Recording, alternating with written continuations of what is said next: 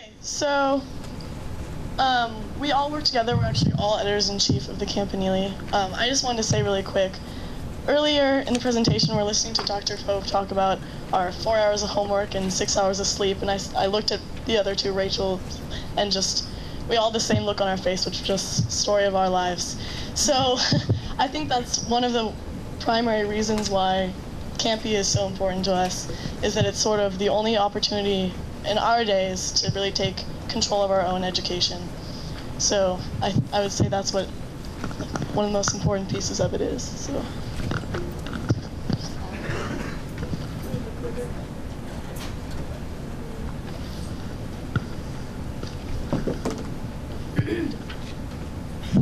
Okay, so the Campanile has been around for a long time. It was founded in 1918. It's basically 100% student run. We have an advisor, Waj, but she basically lets us do our own thing. We put out 10 issues per year. We have a production cycle every 3 weeks. And we have feeds, which are the editors, seeds, which are section editors, and there are approximately 60 students on the publication.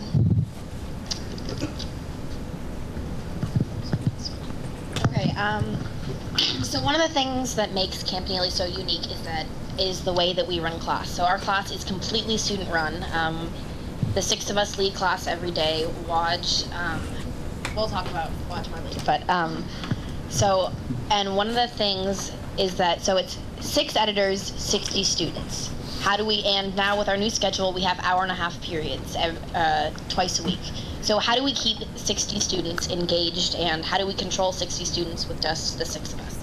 And so that's actually one of the things that makes being an editor for the Campy so unique, because the things that we do in class, well, first of all, the things we do in class, we have article discussions in which we pick articles and the class reads them and we discuss them, and sometimes these article discussions will go on the entire period, because the group of kids on the Campanile, it's a bunch of really bright, opinionated kids, and these discussions get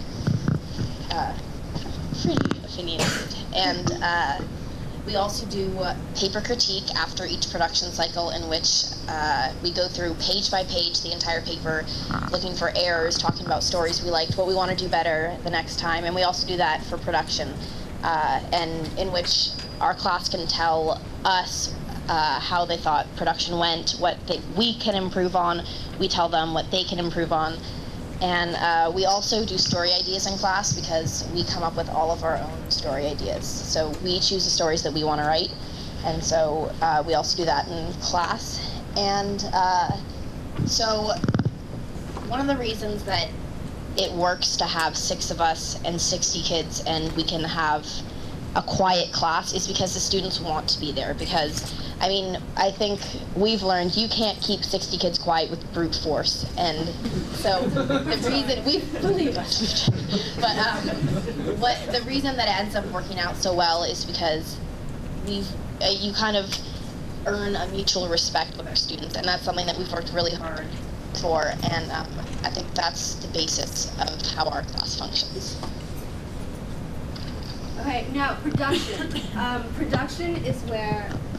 Oh, I don't need a mic, but thank you. Production is where all the magic happens on the Campanile. It's where we spend the most time outside of the classroom. It epitomizes what we do as the Campanile. So it starts with the production cycle.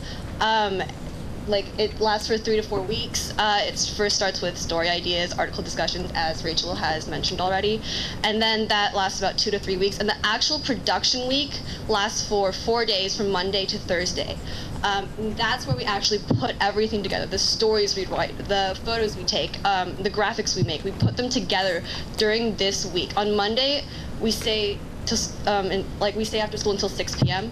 On Tuesdays and Wednesdays, we stay until 9:30 p.m., sometimes 10. On Thursdays, it's whenever we finish. And that sometimes wavers between 3 p.m. for some students who work really hard and get things done. But we all stay until 10:30 p.m. putting the paper together, finally double checking everything and sending it into Berkeley to print.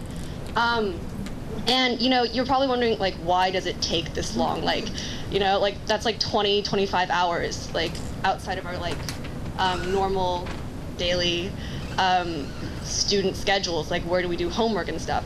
And the thing is, we have a series of checks. We have a feed check, 3 of them actually, and then an ad check to make sure that all the ads we make and the ads we get are placed properly, are like dated properly. And we have a photo check to see like the photos are aligned properly and they're linked properly. Because if they're not linked, like the paper will print with like a blank box, and that'll be really bad.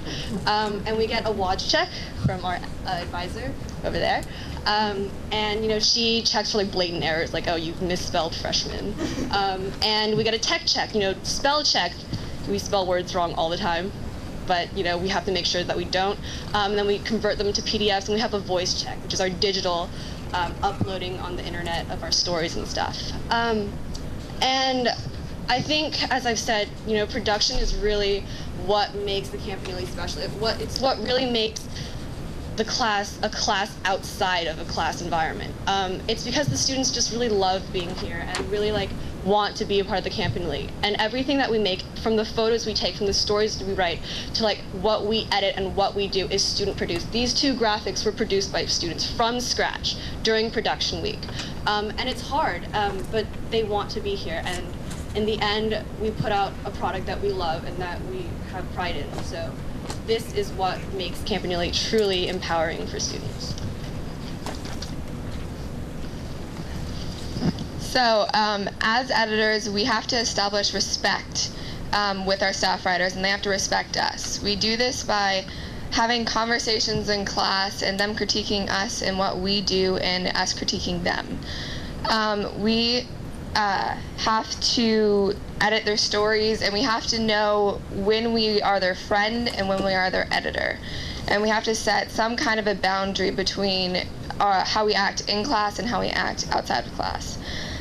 Since this is student-run journalism program, we have to establish the right amount of serious journalism and fun in our classroom, because as teenagers, obviously you can't force us to do work or we won't do it right. We have to want to do the work, and that's what we try to integrate into the Campanile.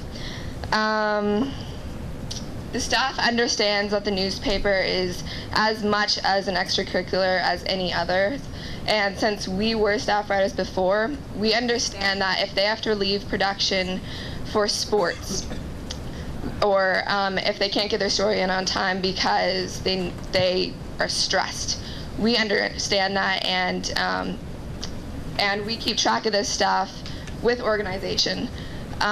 Between the 6 of us, it is kind of hard to manage 60 students, but we keep track of that on Google Docs with the document that's up there. We keep track of who's writing what story, editorials, if they turn it on time, who's editing it, because they go through a first draft, a second draft, and a final. And we also keep track of photos. So overall, we are a very organized and thorough publication, which the organization and communication between our staff writers, we use a lot of online resources to do that.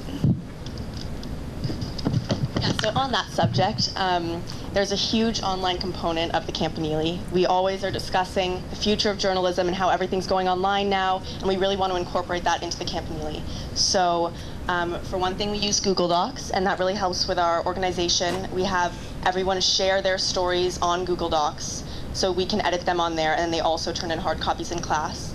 It also helps us when we're writing our editorials, because we can write whatever we want to write on the editorial. We usually write them together, so everyone can add just on their own emails. And then also we use Facebook. It's really easy. We have like an editors group, and we basically just like are constantly talking on there about like what we're going to do in class, what we're doing for production, and then any issues that like come up. And then another huge element is the voice uploads, where after we submit the paper, we upload all the stories online so that people can read them whenever they choose.